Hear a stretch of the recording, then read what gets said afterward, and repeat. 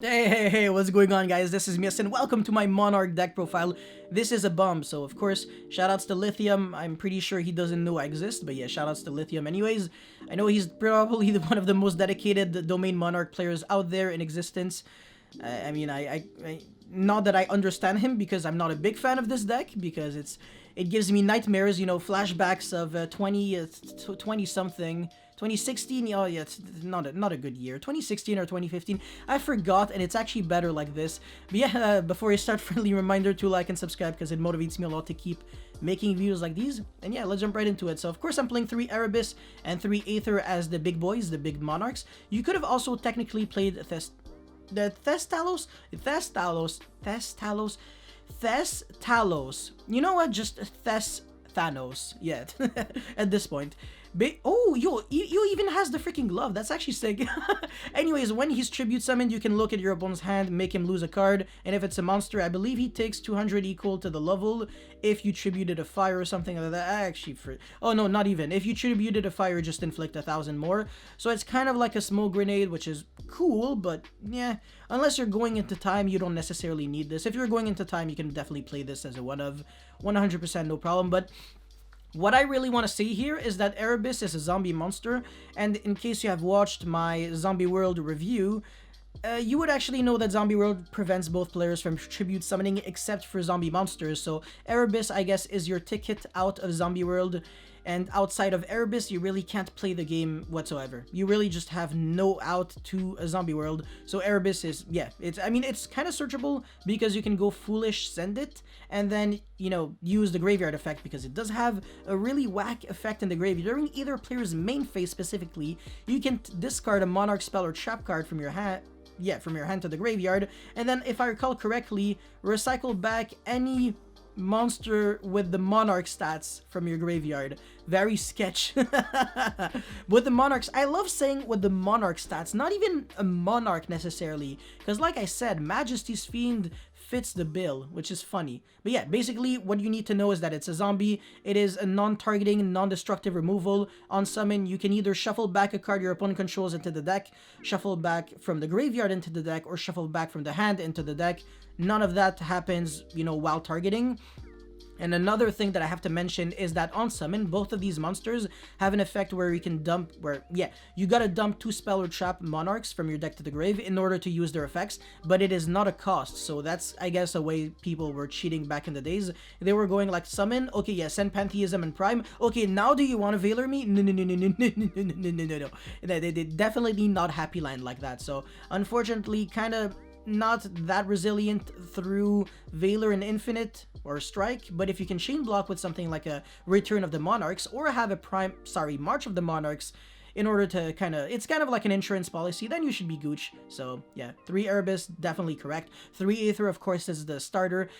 When it is tribute summon, you can special summon a Monarch monster from your deck. Yeah, you understand what I'm trying to say. And during the end phase, it is actually returned back into your hand, which is technically a good thing on its own, because Aether has an effect in the hand where during your opponent's turn only, during your opponent's main phase, you can banish a Monarch spell or trap from your graveyard, and then immediately after you do that, you tribute summon the Aether from your hand, and of course, all of these 2 big Monarchs. So yeah, if you want to tribute summon them, you can also tribute summon them by using just 1 tribute summon monster, and that's it. So if you have like the Aether number 1, you can tribute that for Aether number 2 in your hand, and then summon Kuraz, pop cards on your opponent's field. Yeah, sure, they draw cards, and they can Ash Kuraz to destroy, but okay, they won't have it, okay? They won't have it. You're good, okay? You'll be fine. I hate saying that, but yeah. And then I played Pankratops, which is actually super hilarious. You're gonna laugh. First of all, okay, you lose 50% of your dice rolls in Yu-Gi-Oh! So mathematically speaking, you should be going second at least 50% of the time, which means that Pankratops has very high chances of being very good. But also, if you go first, well, the thing is, Monarchs isn't really like an FTK deck or something, or a combo deck, so you will be playing enough turns to the point where you can use this card eventually, and the third good reason why this card is good is that, shockingly enough, you can tribute summon for this card and make Domain live, And as hilarious as this may sound, like I said, it actually came up, and you will be seeing this in the test hand video tomorrow. So yeah, tribute summon Pankratops. I know, Ruffle, LMAO, don't kill me. Sometimes you can actually special summon Pankratops, and you're like, nah, bro, I'm gonna tribute summon for it. I can't special summon it right now. I'm just not gonna do it. Just I can live without that. Anyways, yeah, 2 Vanity's Fiend, not a Monarch because of the freaking 1200 defense. Why, Konami? Make him lose 200 defense. Please don't. I don't want people to search this on my ass. Majesty's Fiend is already annoying as it is, so this is actually searchable by Return of the Monarchs, and you can reveal it with Tenacity in order to search a Monarch spell or trap. But Vanity's Fiend, no, simply because of the fact that he has 1200 defense, and it should have actually had exactly 1000 defense. So, a kind of bait. It's unlike Majesty's, which I think as a one-of is 100% perfect because it is searchable, right? Why would you want to play more than one copy of a searchable card when you can actually max out on the non-searchable card? I think this is just a good logic overall to have in Yu-Gi-Oh! So, yeah. And then one Kuraz, kind of bricky. You don't really want to draw it, honestly. It's, I guess, the same argument with Garnet. The card is bricky, therefore you want to play more than one. In case you draw it, you still want to be able to summon it from the deck. Blah, blah, blah, but like, who cares? Look, I'm not here to, yeah. Anyways, 3 Red Layer. The reason why people play Red Layer actually in Monarchs is because it is, first of all, a card that actually special summons itself for free if you control no monsters, and also recycles back a Red Layer from the graveyard, but also it is a card that is tribute summonable. So once again, if you draw 2 Red Layers alongside Domain, you can Domain lock your opponent, and as long as he doesn't draw something really sketch like a Gene Warped Werewolf, he won't be able to out your Red Layers, so yeah, you should be fine.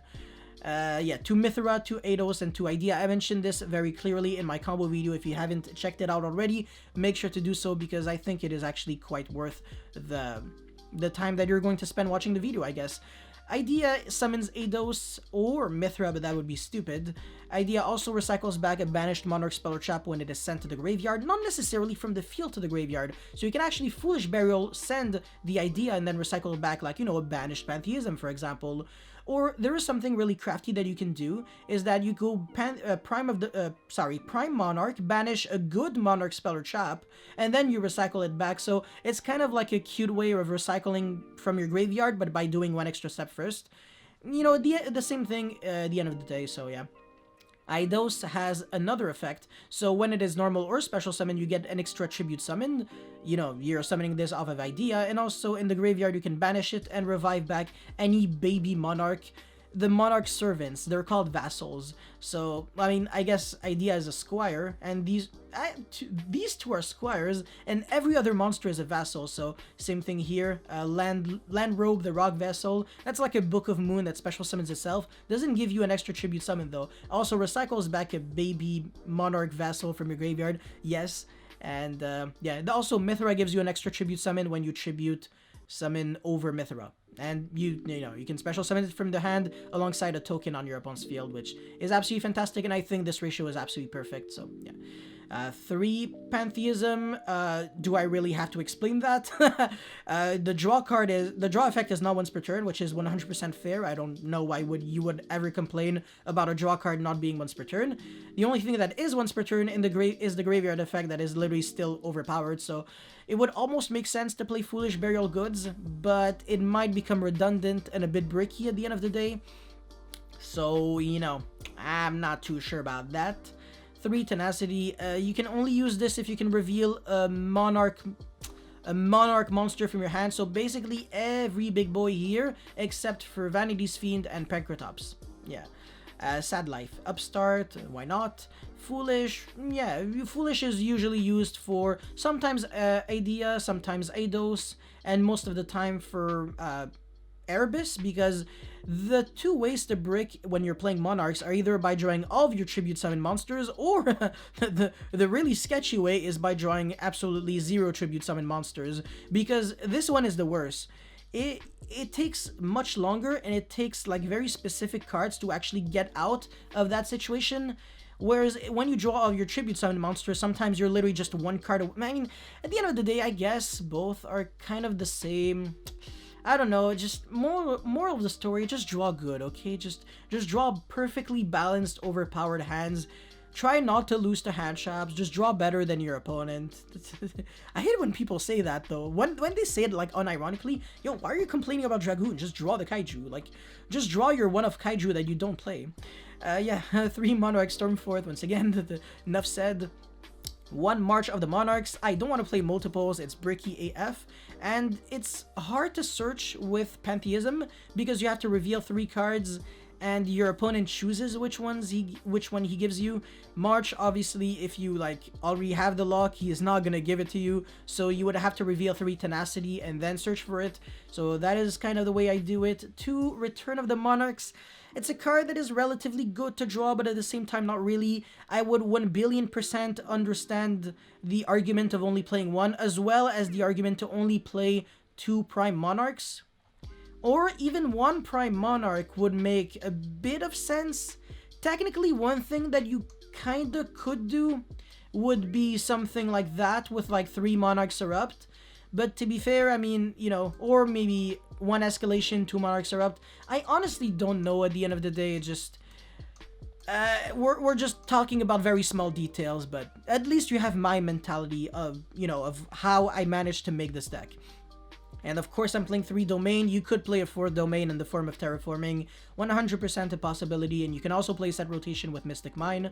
Makes you go 2nd significantly better, which is good. This deck actually kind of needs a bit more stability, I guess is the correct term. And then Prime Monarch, there are 2 things that I need to mention with this. It's a continuous trap card, so you can tribute it off, like for True Draco Monster. That's definitely not what I wanted to say. Alright, so in the graveyard, you can, during either player's turn, special summon it by banishing a Monarch spell or trap from your graveyard.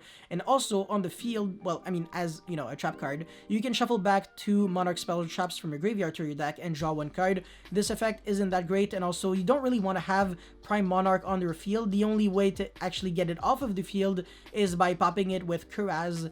Because, yeah, you're not playing True Draco cards, and you're never playing True Draco cards in a Monarch deck. Anyways, moving into the extra deck, I play 3 copies of Nothing, 2 copies of Imaginary Something, 1 Something, and then yeah. I think it's my very first time, and probably my last time, not showing an extra deck in a deck. Yes. Oh my god, I feel like I'm gonna have like a 5-minute video because there's not enough content. Where's the extra deck, Yasin? Oh, I don't know. But yeah, in case you were wondering what are the benefits of not playing an extra deck, it's basically mostly Domain. There's also Monarchs Erupt, which, like I said, definitely can be played in the deck. And also, a lot of cards lock you under no extra deck for the rest of the turn anyways, like Idea, Return. Well, Return not until the end of the turn, just as long as it's face up on the field. Stormforth is until the end of the turn. That's pretty much it. Like, all the big boys, not really. So, yeah, that's it. And of course, for the idea section, Testalos already explained it. It's kind of like a smoke grenade. Land Robe, like I said, Book of Moon, plus special summon itself recycles back, you know, a vassal or a squire from your graveyard to your hand. And then you could play a 3rd Ideos and 3rd Idea. If you are a freaking Chad, you would know that Soul Exchange is the the OG Stormforth, and this is what we do when we're freaking cool like that. We actually play 3 Soul Exchange in our decks. Big balls, and honestly, the card's not that bad. Like, yeah, sure, you have no chip, like, battle phase for the rest of the turn, but who cares? Dragonoid Generator is probably the spiciest thing in here. I know some people, they know it exists, but basically, you can special summon up to 2 Dragonoid tokens that do literally fuck all, and then you can't special summon from the extra deck, but like, who cares? Because as you can see, we don't really have that many options in the extra deck anyways. But what I really like about Dragonoid Generator is that it single-handedly gives you the ability to tribute summon without making you potentially lose to Effect Veiler or something like that. And the reason why this is important is because all of these guys, just Ideos and Idea and Eidos, they both lose to Effect Veiler regardless of what you do. I mean, Eidos doesn't lose to Ash, but Idea does, And Mithra doesn't really lose to anything when I think of it, and it also protects you from getting infinited. I love saying infinited on whichever Monarch monster you summon afterwards. So I want to say Mithra is probably the most stable one, definitely the least rewarding one. Idea is the most explosive one, and Eidos is just like a, you know, it's a mid-range safe, yeah, kind of. That I think Mithra is still better than Eidos. And Dragonode Generator is that relatively good option. It gives a token to your opponent, so if they actually can get advantage of that token, then it's kind of really bad. But yeah, I mean, they can easily make like a Link 2 monster that's generic, so unless you actually have like Vanity's Fiend, I wouldn't really recommend mating Dragonode Generator, maybe citing it, but I don't really think it's worth it. And of course Escalation, so you can tribute summon during your opponent's main phase or battle phase, and Monarch's Erupt. So yeah, that's basically all I had to say for this Monarch deck profile. If you guys have any comments or feedback, let me know in the comment section below. Don't forget to like and subscribe because it motivates me a lot to keep making videos like these. That's pretty much it. Thank you for watching. I'll see you next time. Peace.